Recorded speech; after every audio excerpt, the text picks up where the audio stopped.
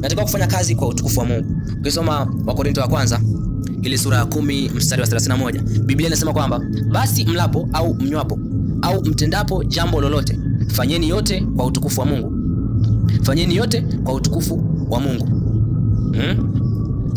Fanya kazi kwa utukufu wa Mungu. Hiyo ndio namna kufanya kupangilia kazi, utajiri na maisha ya kiroho. Kwamba lolote mfanyalo, anasema kwamba basi mlapo au mnywapo au mtendapo jambo lolote, fanyeni yote kwa utukufu wa Mungu. Kila jambo unalotenda, haijalishi ni dogo au ni kubwa, la kulipwa au sio la kulipwa, unaonekana au hauonekani, lakini fanya kwa nini? Fanya kwa utukufu wa Mungu. Maana katika kila jambo unalofanya libebe utukufu wa Mungu. Libebe utukufu wa Mungu. Lifanye kwa uaminifu, lifanye kwa bidii, lifanye kwa wema, lifanye kwa upendo. Lakini pia tumia pesa kwa njia sahihi. Ukisoma Mithali ile sura ya 19 mstari wa 17, Biblia inasema kwamba amhurumiaye maskini humkopesha Bwana, naye atamlipa kwa wema wake.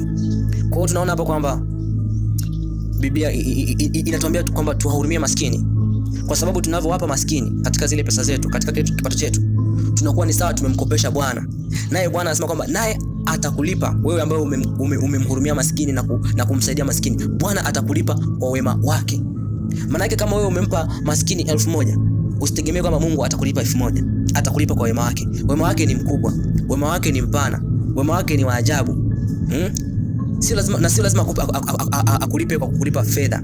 Unaweza kudhani labda kama umetoa 1000 aweza kukulipa mara 10. Hapana. Kwa hiyo sasa tunaweza tukaangalia hapa kwamba yeye Mungu anaweza kulipa kwa namna tofauti kabisa.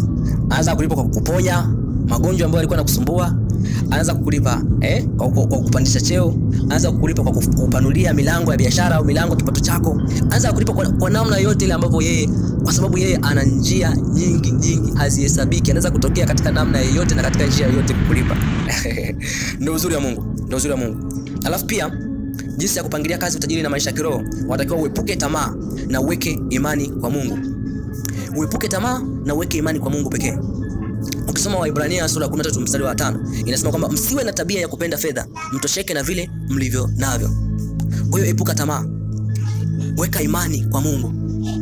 Usiwe na tabia ya kupenda fedha na utosheke na kile ambacho Mungu amekujalia, kwa sababu Mungu anaamini kabisa kitu ambacho amekupatia sasa hivi ndio kinachokutosheleza. Kuna sababu ya kwa nini amekupatia hivyo.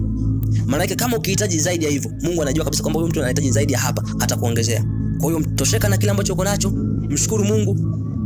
Yeye atakuongezea kwa kadri jinsi ambavyo unahitaji katika mapambano yako, katika bidii zako, yeye atakuongezea. Hebu tuangalie hatua za